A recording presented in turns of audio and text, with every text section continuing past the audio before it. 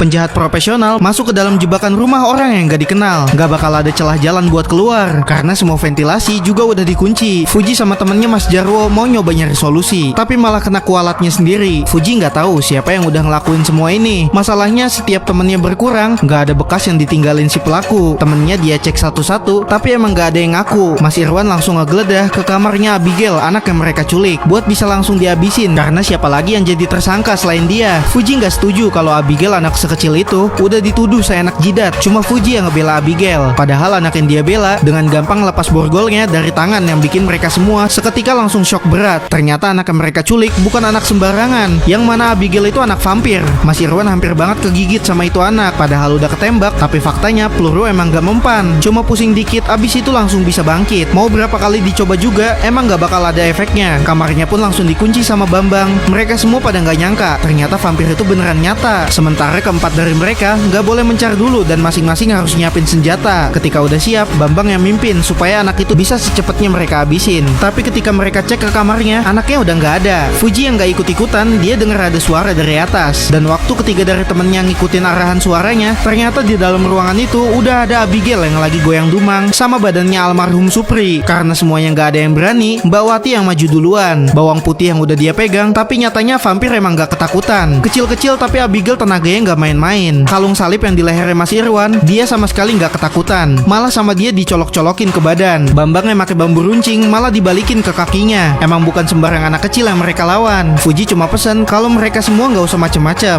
Masalahnya ngelawan vampir itu bukan hal yang gampang. Jadi Fuji dan temen-temennya fokus nyari jalan keluar. Tapi si Wati malah pakai segala nyasar. Gara-gara dia ngeliat kelelawar, jadinya Wati kecebur ke dalam satu ruangan, yang mana isinya bangke semua. Fuji yang denger Wati teriak langsung OTW nyamperin ke tempatnya. Nggak kebayang baunya kayak gimana. Tapi yang jelas rumah yang mereka datengin benar-benar nggak waras. Gara-gara Mas Irwan mager buat nyamperin temen-temennya, dia sendiri malah yang disamperin Abigail, si vampir bocil. Mau kemana larinya dan apapun penghalangnya bisa ditembus sama bocah sekecil itu. Gimana kelanjutannya